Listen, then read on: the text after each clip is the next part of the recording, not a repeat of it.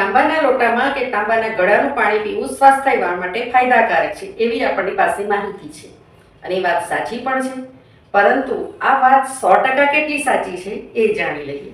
આના માટે મારી 3 ટિપ્સ છે। જો તમે આનું પાણી પીતા હો તો 100% ટિપ્સ જાણો।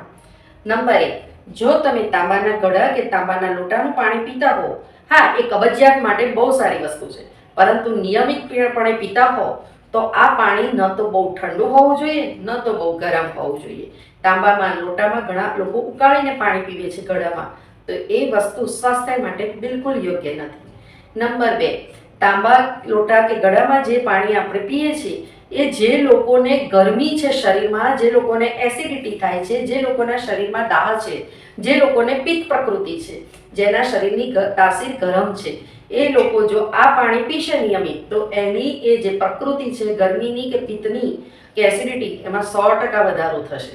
એટલે આ પાણી પીતા હો ત્યારે વચ્ચે વચ્ચે 100% બ્રેક લો। અને ત્રીજી ટિપ્સ છે કે નિયમિત જો આપણે ગળાનું પાણી પીતા હોય, લોટાનું કે ગળાનું, તો આપણે લગભગ 3 કે 4 મહિને અઠવાડિયા માટે બ્રેક લેવાનો છે, કારણ કે આપણા શરીરમાં જે વધારાનું કોપર જમા થાય છે એ આપણા શરીરમાં ટોક્સિન છે અને આપણને નાની મોટી પ્રોબ્લેમો શરૂ થાય છે, કારણ કે વધારે પડતું કોપર પણ આપણા શરીરને નુકસાનકારક છે। માટે તમે જો ગળાનું પાણી નિયમિત પીતા હોય તો 1 વીક માટે બ્રેક લઈ અને કોપરને ડિસ્ટ્રોય કરવાનું છે અને બોડીને ડિટોક્સ કરવાનું છે।